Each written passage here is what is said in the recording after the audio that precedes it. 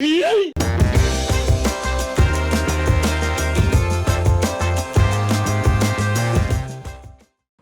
dudes, today I'm going to show you a trick on the basement on Clubhouse that will help keep you from getting flushed out of the bomb site where I'm standing right now, as well as help your buddies not get picked off during their rotates in and out of the main hallway to my right. So let's play the clip. Garage. You can impact it. So that's an impact trick, and a lot of you at higher elo are going to be like, this is so easy. Like, duh. What, do people not know how to do this? I guarantee you a lot of people don't know how. And less people can explain what's the purpose in doing it. So with my videos, I don't want to emphasize the act of doing a mechanic. I also want to emphasize why it's important to do it. I'll show you guys the rest of this clip as well. Impact it. Blue stairs. Yeah, that kid's rolling, by the way. Kitchen again. Last operator standing. Op 4 One bottom main. Op 4, last stop standing. Hey, Moto Moto, push Moto. in church. He's still in Moto. church. He might be in church now. Hold up. He's in church. I can't see him. We have your hallway across, but Moto door in through Barb.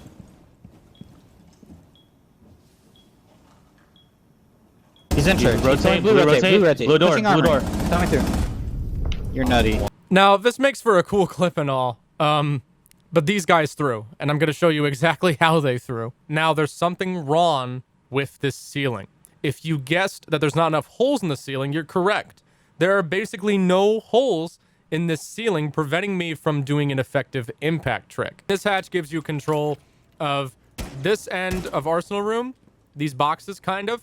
Footsie holes, you can kind of see their feet from that part of gun rack. Obviously this area of Arsenal room, but it doesn't really give you too much control over that back end of Arsenal room. Now, I open up this hatch, right? Pretty easy to do if nobody's paying attention. But if somebody's impact tricking it or C4ing from below, it's a lot more difficult. Now, when I open up holes, something else I like about breaching charges too is that I can set them and then kind of back off. Unlike Sledge, I'm like right there and it's pretty easy to C4 him. See, now all of a sudden it's a lot more difficult for somebody like me to impact trick it. Even with the holes right here, you can still kind of play off of them a little bit and then kind of shoot at people a little bit further back. Now, here's the thing. On a church defense against most really good attacking teams, they will get that kitchen hatch open. 9 times out of 10 is just a part of the round that will happen pretty often. That's why a Cade on this map is really strong. We'll actually bring his shotgun because he can blow stuff up, and I can kind of show you the effectiveness of that hatch play a little bit. But usually this hatch drop for a B plant, like they'll drop here with about 20 seconds left on the clock, smoke it, try to get behind some cover, and then get the bomb down as fast as they can. This is like the last ditch effort that the attackers will take. Usually they're going to go for the default take on this site is going to be a church take and then planning either here or here.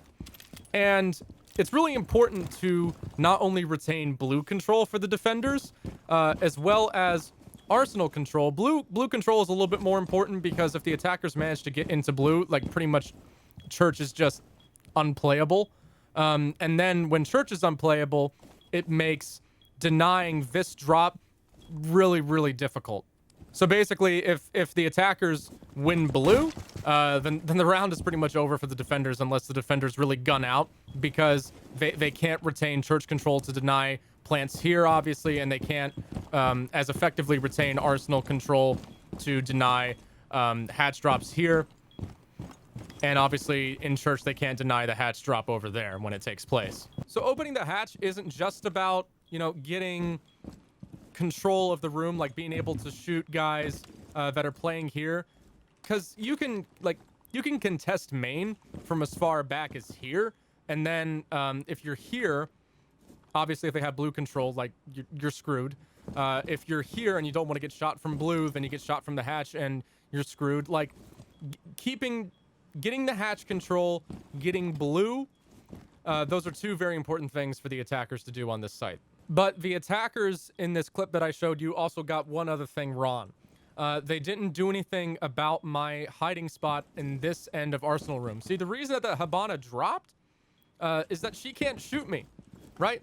From getting the hatch open. She eventually did get the hatch open, but by impacting it, I wasted enough time for her to kind of screw around with getting it and then eventually drop.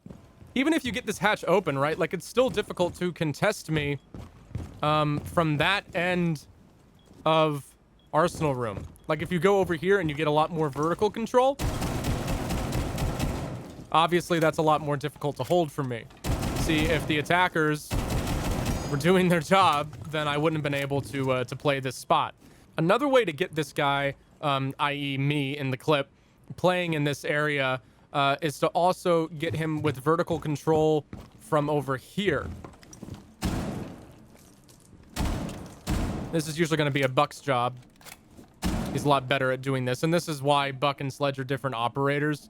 You know, and Pangu talked about how they're classified as just vertical operators. It's not that simple. You cannot block the castle. You cannot block the shields. You cannot block walls in a circular line fashion. Buck is great for going below and working his way up. Sledge and Buck are two complete counteractions of each other, but they both serve the same title as vertical players. Why is it bad that he's a unique opportunist? Sledge, who can be used in similar situations, wrong, he cannot breach ceilings or upper walls, however. True, which is exactly why he can't be used in similar situations. Buck has a ranged gun. But, you know, let's pretend I'm Buck, right? I get vertical control here, and I can open up these holes. And then it's a lot more difficult for me to play in that spot. Unless I reinforce it. As you can see, it's obviously a lot more difficult. I mean, you can still shoot out the top here, kinda. But it's not nearly as easy as it normally would be. Now, you tell me what you think is easier if you just bring an ace for Clubhouse Basement, and you can only get one hatch, and then hopefully you can get Church Wall. If I'm Habana, and we have an ace on our team, this is why team composition in Rainbow Six is really important. Okay, so I get this kitchen hatch, you know, whoop-de-doo, right? If I don't have church control, and to get church control, I need to get control of blue. It's an extension of blue control. I'm usually going to have to open up the stock hatch to clear out guys who are going to be playing in blue, to contest my guys coming in from blue stairs or coming in from oil pit. And in order to clear out the guy in Moto who's going to be holding main and preventing people from coming up to church, maybe a thermite, then I need to get the Moto hatch. And then if we drop Moto, we can clear out church more easily. If the only bit of hatch control that you get on this site is just this hatch, it's not amazing, right? But Habana can get all three of those hatches with all three sets of X Kairos. Now, it's not going to be enough to open up the church wall when we go for our take, and that's why bringing both of these operators is really strong. But if you have to bring one, you might as well bring the Habana, and that's why I think she's still, in a lot of ways, still more powerful on certain sites than Ace, because hatches are not just for getting kills and contesting areas. They're also used as access points into a site. This kitchen hatch here, impact tricking it is less about completely denying hatch control. If you can deny hatch control, that's great. You know, do that. It's more about wasting time and getting them to the point where if they have about 20 seconds left on the clock, they're like, oh crap, oh crap, oh crap, oh crap, what do we do? We can't go, you know, for the church take here. And then they start panicking and we're like, you know, sometimes they'll push into Arsenal from blue. We can't do our church take, you know, because, well, they don't have blue control because they didn't get that hatch. They can't, you know, get the church wall because they don't have moto control because they didn't get that hatch. So they can't commit to the church take, and it's like, oh crap, oh crap, oh crap, what do we do? You know, sometimes they'll rush through main and then try to, you know, gun their way through, and then usually the safer option than that is to just drop this hatch and full send and then smoke and then go for it. But if you don't get rid of this guy right here, then obviously that becomes a lot more difficult. But in short, if all of that seemed really confusing and you just want to know how to impact it, again, make a hole here, and then you can impact it either from that bit or impact it from that bit. If this video raised your Siege IQ, be sure to like and subscribe for more videos like this, and I'll be happy to do more map-related videos such as this one in the future. Thanks for watching.